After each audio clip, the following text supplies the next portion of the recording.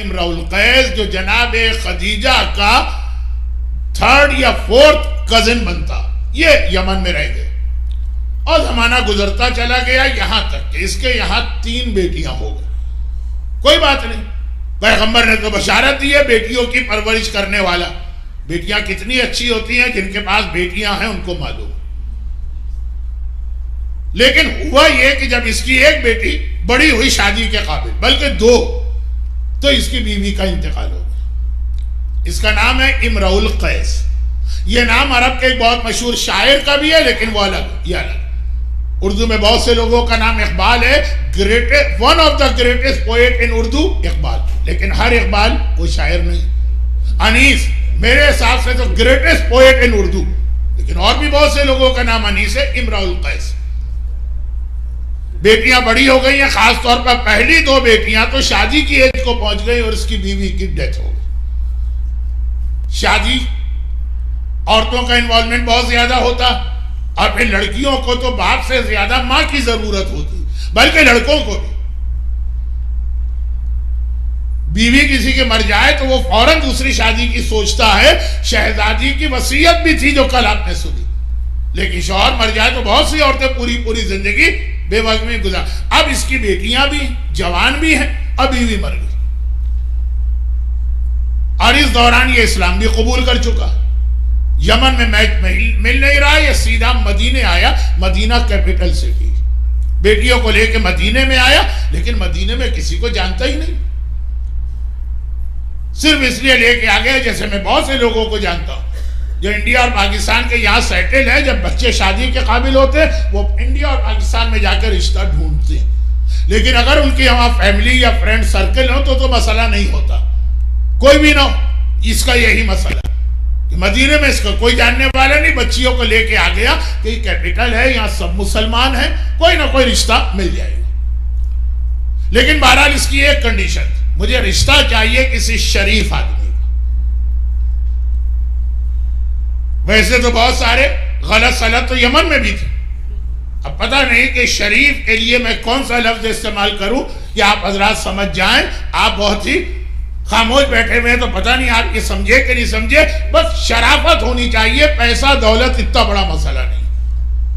اب ہمارے یہاں کا ماحول ہے، ہمارے یہاں سے مطلب مسلمانوں کا، جس کے پاس جتنی دولت ہوگی وہ اتنا ہی زیادہ عزت والا، اتنا ہی شریف ہے. ہمارے یہاں شرافت کا کرائیٹیریا دولت، دکانیں اتنی ساری ہیں، پراپرٹی اتنی زیادہ ہے، مکان اتنے اچھے ہی بہت شریف آدمی. یا یہ کہ مثلاً کوئی بڑی پوسٹ، اب مدینے میں اس نے پہلے ٹرائی وہاں کی. اب اس کا رشتہ وہ لوگ لے نہ لے وہ بات کی چیز ہے، پہلے ٹرائی کی. جن کے پاس دولت تھی ان کے پاس گیا، بڑا مایوس ہو گئے. پیسے ہیں لیکن تف ایسا ذلیل آدمی، یہ نیچر کا ہے، میں نام بھی ان کے نہیں لینا چاہتا ہوں. اور پھر جن کے پاس حکومت تھی ان کو جا کے دیکھا تو وہ اس سے بھی کنڈیم نکلے. اب بہت پریشان ہے کہ میں اتنا لمبا، مدینے سے یمن اس زمانے میں بہت دور ہے، اتنا لمبا ٹریول کر کے آیا ہوں، بیٹیاں میرے ساتھ ہیں، کوئی عورت نہیں ہے فیملی میں، کتنے دن اس طرح گزارا کروں گا. بہرحال پریشانی کے عالم میں ایک دن شام کے وقت مدینے کے باہر بیٹھا ہے. وہ مدینہ بہت چھوٹا اس زمانے میں، آج کی مسجد دیکھی آپ نے مدینے کی، اس زمانے کا تقریباً پورا مدینہ اتنا تھا بس. تب یہ ہے کہ شام کا وقت ہوتا ہے تو ایسے علاقوں میں لوگ ذرا سا شہر کے باہر جا کے تھوڑا سا پلیجنٹ بریز وغیرہ چل رہی ہے، وہاں بیٹھا. اس نے دیکھا کہ ایک آدمی آ رہا ہے، سارا جسم پسینے ہے اور سر پہ گرد و غبار ہے، لگ رہا ہے کہ بڑی محنت کر کے آ رہا. یہودی کے ایک باغ سے نکل کے آ رہا، جیسے ہی اس کو لوگوں نے آتا دیکھا. یہ آؤٹ سائڈ مدینہ، یہاں کوئی زیادہ آبادی نہیں، چھوٹے چھوٹے بچے دوڑتے ہوئے آتے ہیں. اور یہ شخص لوگوں کی نگاہیں بچا کے اس بچے کو 1 درہم، اس بچے کو 1 درہم، اس بچے کو 1 درہم، یہاں تک کہ شہر شروع ہو گیا، اس کے دونوں ہاتھ خالی ہو گئے. اس نے کسی سے پوچھا یہ بچے کون ہیں؟ کہا یہ مدینے کے یتیم بچے ہیں جن کے باپ مارے گئے ہیں اور کوئی ان کو سپورٹ کرنے والا نہیں ہے. اس کو بھی نہیں پتا. اس آدمی نے اس طرح سے دیا کہ کسی نے نہیں دیکھا. امرؤ القیس کیونکہ باہر سے آنے والا آؤٹ سائڈر ہے، بہت مانیٹر کر رہا تھا. اگلے دن پھر وہ وہیں آ کے بیٹھ گیا، پھر دیکھا کہ سارا دن محنت کر کے آ رہا. آپ تو جو امام کا حق ہے خمس اسی میں سے کسی کو واپس کرتے ہیں اور چاہتے ہیں کہ وہ آپ کا احسان بھی مانے. وہ آیتیں جو میں نے شروع میں تلاوت کی وَلَا يَحُضُّ عَلَىٰ طَعَامِ الْمِسْكِينِ، عربی جاننے والے سمجھ رہے ہیں میری بات، وہاں طعام المسکین ہے، اطعام المسکین نہیں. کریکٹ عربی ہے اطعام المسکین. میں قرآن کو ٹھیک کرنے نہیں جا رہا ہوں، ایک میسیج ہے جو انشاءاللہ 2 دن بعد شروع ہوگا، جو میں نے کہا کہ پینڈنگ میسیجز مکمل ہوں گے. کسی اور کے مال سے کسی اور کی مدد کرنا یہ بھی ایک ثواب ہے، لیکن اپنے مال سے پورا دن محنت کر کے آتا. خیبر کے حوالے سے آپ نے ایک حدیث تو بہت سنی. خیبر کا مال غنیمت لے کے جب لوگ آئے تھے تو پورے مدینے میں عید تھی، ہر گھر میں اچھے کھانے بنائے گئے تھے. پہلی بار بچوں نے، مدینے کے بچوں نے کھلونے خریدے تھے یا ان کے والدین لے کر آئے تھے، اچھے کپڑے پہنے تھے. لیکن اس رات جب پورے مدینے میں جشن اور سیلیبریشن تھا، ایک گھر تھا کہ جہاں اس رات کو بھی فاقہ تھا اور اس رات کو بھی بچے پرانے کپڑے پہنے ہوئے تھے، اور وہ تھا فاطمہ زہرا کا گھر. جب فاطمہ کو اطلاع ملی کہ خیبر کے مجاہدین، خیبر 100 کلومیٹر دور، 70 مائل یا 60 مائل، خیبر کے مجاہدین آ رہے ہیں پورے مدینے میں، عورتوں کو پتہ چل گیا. مدینہ چھوٹا سا، شاید جتنا آپ کا سینٹر ہے پورا اور سامنے والا پارکنگ لاٹ ملا لے، اس زمانے کا مدینہ اتنا پتہ چل گیا. ہر گھر کی عورتیں دروازے پہ آ رہی ہیں، اپنے شوہروں کا استقبال کر رہے ہیں. شوہر بھی خالی ہاتھ نہیں آ رہے، لدے پھندے آ رہے ہیں. شہزادی کونین بھی اپنے حجرے کے دروازے پر. جیسے ہی مولا حجرے میں داخل ہو، شہزادی کا پہلا سوال تھا کہ یا ابوالحسن، آپ اپنے گھر اور اپنی اولاد کے لیے کیا لے کے آئے خیبر سے؟ حصہ برابر سے ملا تھا. جعفر طیار کو پیغمبر نے حصہ نہیں دیا تھا، لیکن علی کو تو برابر کا حصہ ملا. سلونی کائنات کے ہر سوال کا جواب دینے والا اپنی بیوی کے سوال کا جواب نہ دے سکا. سر جھکا کے کہا جب میں خیبر سے واپس مدینہ انٹر ہو رہا تھا، قبا کی بستی پر مجھے وہ مسلمان بچے نظر آئے جن کے باپ بدر و احد و خندق میں جہاد کرتے ہوئے شہید ہو چکے ہیں. وہ بڑی حسرت سے دیکھ رہے ہیں کہ یہ جو مجاہدین آ رہے ہیں اپنے بچوں کے لیے کیا کچھ لے کے آ رہے ہیں. میں نے اپنا سارا حصہ ان کو دے دیا. اور فاطمہ شکر کے سجدے میں گر گئی، پروردگارا تیرا شکر ہے، میں یہی ڈر رہی تھی کہ کہیں یہ دولت دنیا کراس کر کے میرے حجرے میں داخل نہ ہو جائے. یہ تو اہل بیت کا طریقہ. چنانچہ مولا کا ساری زندگی یہ طریقہ رہا ہے، پورا دن محنت کرتے ہیں، محنت کی کمائی، اور شام کو ایک بار 3 دن 4 دن اس نے دیکھا. بے اختیار اس نے کہا میں ملینر کے پاس بھی ہو کے آیا ہوں، میں حکمرانوں کے پاس بھی ہو کے آیا ہوں، میں نام نہیں لے رہا ہوں، میں فلاں بڑے آدمیوں کے پاس ہو کے آیا ہوں. دولت تھی، عہدہ تھا، سب کچھ تھا، شرافت نہیں. ما اشرف ھذا الفتح، یہ نوجوان کتنا شریف ہے. صیغہ تعجب. اور ذرا یہاں پہ میرے ساتھ تھوڑی دیر کے لیے عربی سیکھ لیجیے. ما اشرف ھذا الفتح، یہ نوجوان کتنا شریف ہے، پورا دن محنت کرتا ہے، شام کو جو لاتا کسی کو بتائے بغیر ان یتیموں میں تقسیم کر دیتا. فتح، لفظ فتح ہے عربی زبان میں نوجوان کے لیے. ایک اور لفظ ہے شباب. الحسن والحسین سیدہ شباب اہل الجنہ. حسن حسین جوانان جنت کے سردار ہیں. اصل لفظ شباب ہے جوان کے لیے. اس نے یہ لفظ استعمال نہیں کیا، اس نے لفظ فتح استعمال کیا. میں نے جو تھوڑا بہت غور کیا، دونوں کا مطلب ہے نوجوان، مگر ایک فرق. عام نوجوان کو کہتے ہیں شباب، فتح کس کو کہتے ہیں؟ سورہ انبیاء حضرت ابراہیم کا تذکرہ. فَجَعَلَهُمْ جُزَازًا إِلَّا كَبِيرًا. ابراہیم نے تمام بتوں کو ٹکڑے ٹکڑے کر دیا، صرف بڑے بت کو چھوڑ دیا. اور جب قوم نے یہ حالت دیکھی کہ ہمارے بت توڑ دیے گئے، قَالَ مَنْ فَعَلَ هَذَا بِآلِهَتِنَا، ارے ہمارے خداؤں کے ساتھ یہ کس نے کیا کہ ان کے ٹکڑے ٹکڑے کر دیے؟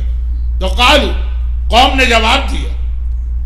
کیا جواب دیا؟ قالو، قوم نے جواب دیا الفتح سمینا فتن، ہم نے ایک نوجوان کو سنا یذکرہم، وہ ان بتوں کو برا کہتا رہتا ہو، برا کہتا انہو کان ابراہیم، وہ ابراہیم جوان. قوم لفظ شباب استعمال نہیں کر رہی ہے، قوم کہہ رہی ہے فتح، ایک ایسا جوان ہے ابراہیم جو بتوں کو برا کہتا. تو عام نوجوان کا نام ہے شباب، اور جو بتوں کو توڑے اس نوجوان کا نام ہے فتح. تو جس نے کبھی بتوں کے آگے سر نہ جھکایا ہو اور بتوں کو توڑا ہو وہ فتح ہے. اس لیے جبرائیل بھی آئے گا تو لا شبابہ نہیں کہے گا, کہے گا لا فتح الا علی لا سیف الا ذو الفقار.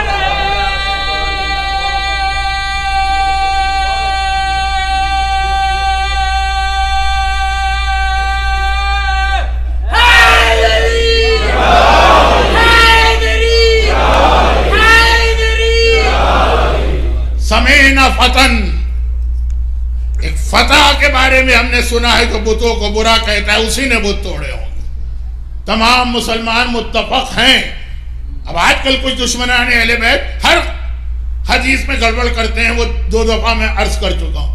تمام مسلمان متفق ہیں کہ پیغمبر کے 1,20,000 120,000 صحابی ہیں. جب ان کا نام لیا جائے گا تو کہو گے رضی اللہ تعالی عنہ, اللہ ان سے راضی. لیکن جب ان میں سے 120,000 میں علی کا نام لوگے تو کہو گے کرم اللہ وجہہ, اللہ پیشانی کو بلند کرے.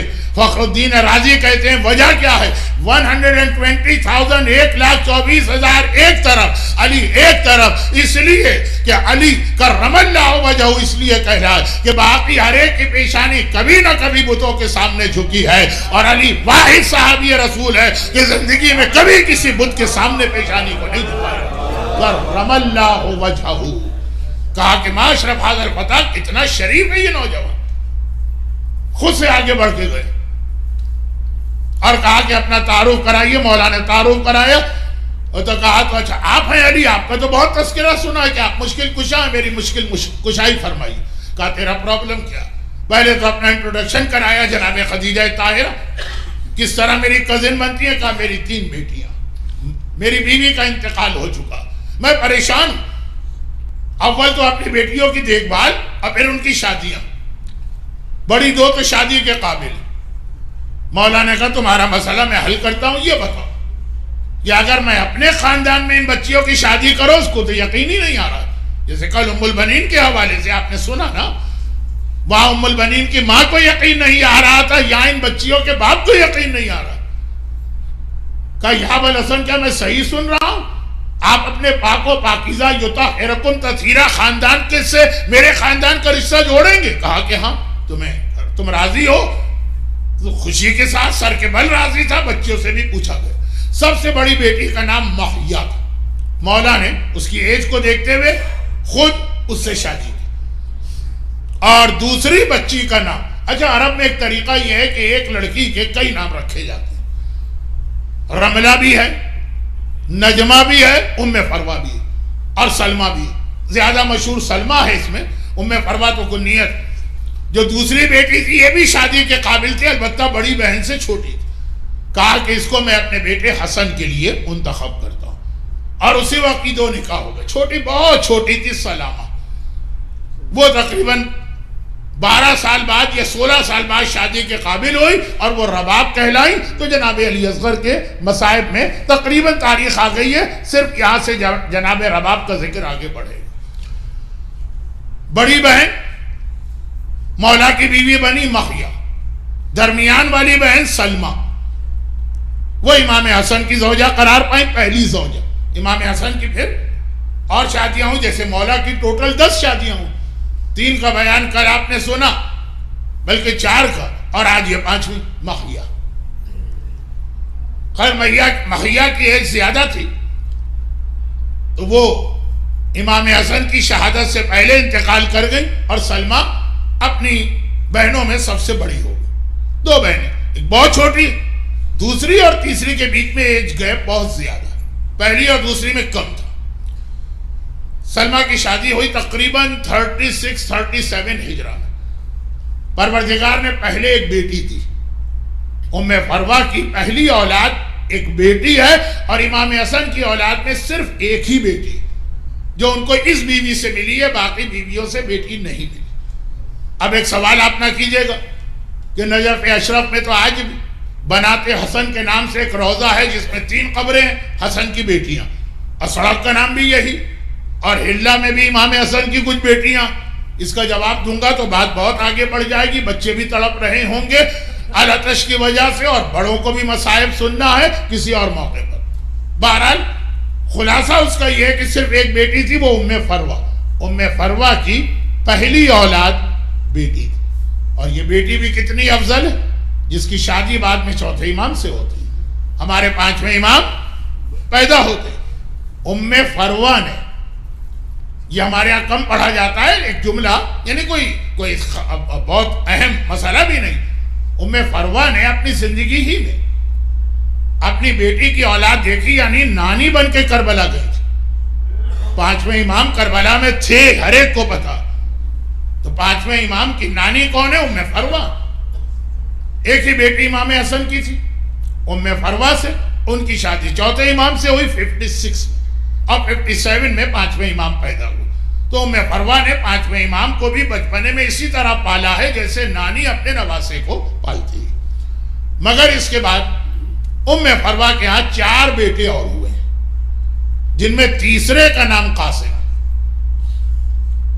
سب سے بڑے احمد، پھر عبداللہ، پھر قاسم، پھر سب سے چھوٹے کا نام عبداللہ رکھا. اور فرق کے لیے ایک کو عبداللہ اکبر کہتے ہیں جو جناب قاسم سے بڑے، اور ایک کو عبداللہ اصغر کہتے ہیں جو جناب قاسم سے چھوٹے. 5 اولادیں اللہ نے ام فروہ کو عطا کی تھی. اور پھر امام حسن کی شہادت ہوئی. اس وقت جناب قاسم کی عمر 3 سال تھی. ام فروہ سلمہ نام ہے، نجمہ بھی نام ہے، رملہ بھی نام ہے، ام فروہ کنی